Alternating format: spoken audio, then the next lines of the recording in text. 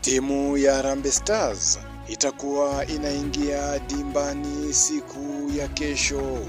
Harambee Stars watakuwa wanaalikwa na mwenyeji Ivory Coast katika dimba la Ouattara Stadium, jiji kuu la Abidjan. Ivory Coast, timu ya taifa ya Harambee Stars ambayo haina cha kupoteza katika mchezo huo, watakuwa wanaenda kuwakilisha kalenda ya FIFA. Utakuwa ni mtihani wa kwanza kwa kocha Benin McCarthy akiwakabili vijana wa Abidjan.